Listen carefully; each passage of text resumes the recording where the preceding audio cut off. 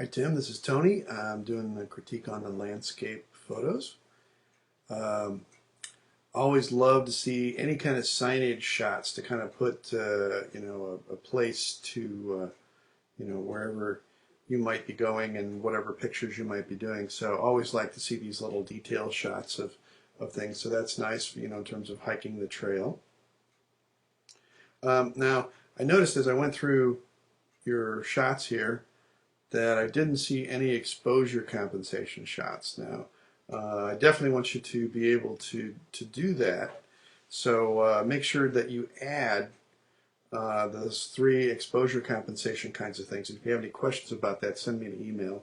But it's the ones where you use the exposure compensation dial on your camera and you do a image that's like a +2 and one that's at 0 and then also another one that's at a -2. I just want you to be aware, and I want to make sure that you know how to do this, that you can go in and, like, this is a perfect example right here of this picture right here, this vertical shot here. Your camera looks at sometimes, especially like landscapes, when you're shooting dark green trees and dark green grass. The camera can sometimes be fooled with the meter, and as you're looking at this, to me, this looks a little bit overexposed, and so a lot of times when I'm shooting like anything where there's like dark green vegetation, I immediately do an exposure compensation, so it's like a -0.7. What that would do is it would bring this down to a more normal value, and you have a little bit more saturation, like you'd have a little bit more blue, saturated looking sky right here in your reflection. And so in that case, the picture wouldn't look a little bit overexposed, but it would have this really nice snappy contrast and a little bit more saturation with this image. But otherwise, very nice shot. I like the fact that you just went for the, in terms of the bright spot of this picture and the composition, that you've got just the reflection. You didn't really need to show any of the sky up towards the top part there. So that turned out very nice. This is a beautiful shot too. Love this one, in terms of being able to show this kind of a little bluff with the trees up on the bluff and this little river, creek, whatever that might be there. But in terms of composition, nice diagonal going on right here, and a perfect exposure on this one. So wouldn't really need to make any kind of adjustment because you have the right kind of compensation going between the value of the bluff and the light shimmering through the trees there, and then also the muddy creek bed there too.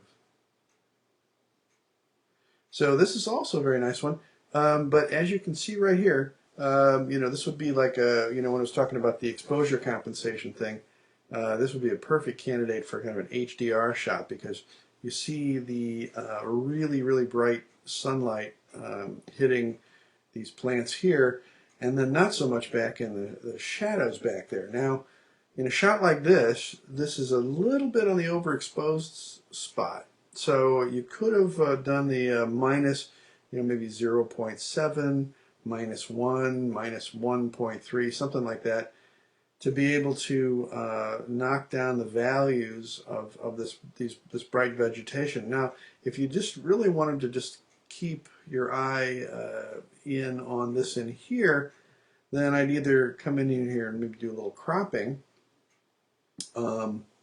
or just kind of do that minus exposure compensation to kind of bring down the values. Because right now, I love all this detail back in here, but my eye is drawn over here. Now, compositionally, this is a very nice shot. I really like the composition. Really like how you framed this over here.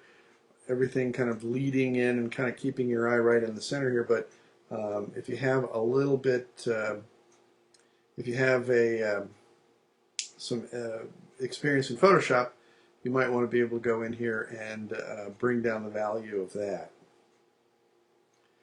Okay, so I like this shot a lot. This one, you can see where the bright spots of this picture right here, right in here. You know, that it keeps your eye within the range of the frame of the picture here. And the fact that it's kind of a shallow depth of field is really nice because it really sets off the sharpness of these leaves here.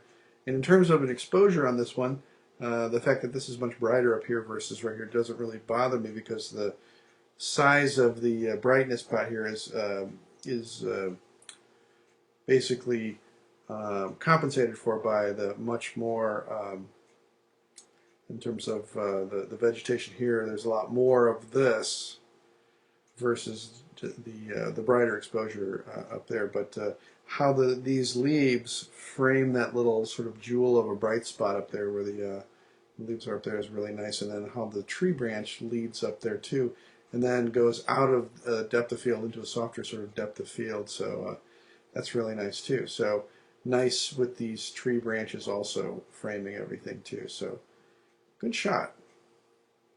This one is maybe not quite. I like the texture of it. I like the fact that it's a shallow depth of field. This is also one of those things too where you could have done a little bit more of that minus exposure compensation so that this would go darker over here, this sort of area that's out of the depth of field, and giving it a little bit more snap, because right now, if you're just shooting it on your camera at zero with the zero exposure compensation, you tend to get this kind of look, and it looks just a little on the overexposed side. I think I would also have looked for like a little knot in the tree or something to kind of, instead of having it just be, this is not quite a strong of an image as your other ones here, really like, like this one, the framing of this one, and then also this one with the creek, except for the, would have burned those weeds down there. Okay, this is an interesting shot.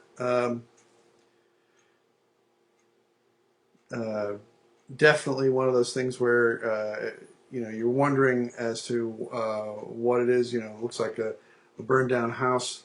I don't know if this is out at Castlewood or not. I've heard about these different places that these burned down mansions or whatever, and you look at this and it's really pretty interesting.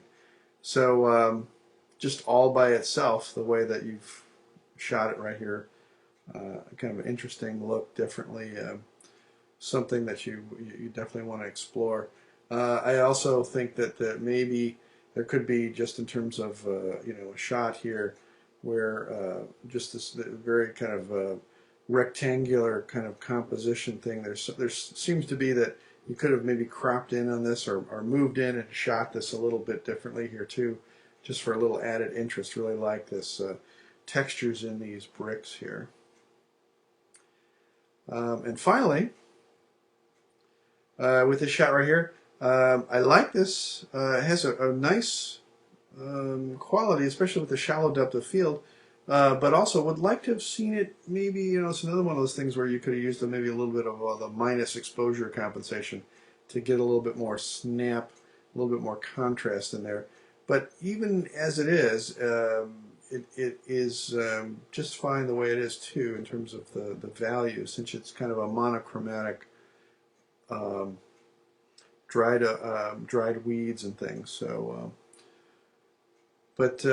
yeah, these very interesting. Now, I definitely want you to go back in. Oh boy, let's see. Blackboard is acting funny here.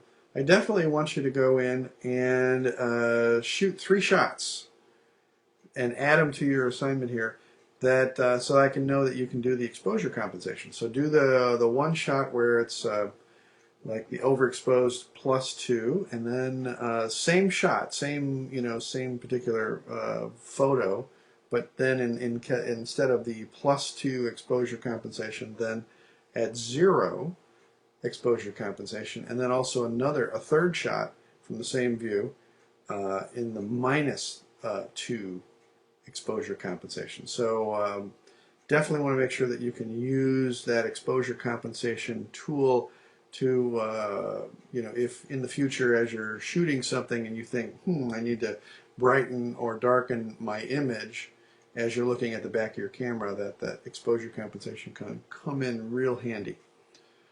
Okay, otherwise, good job, nice composition. Thanks very much.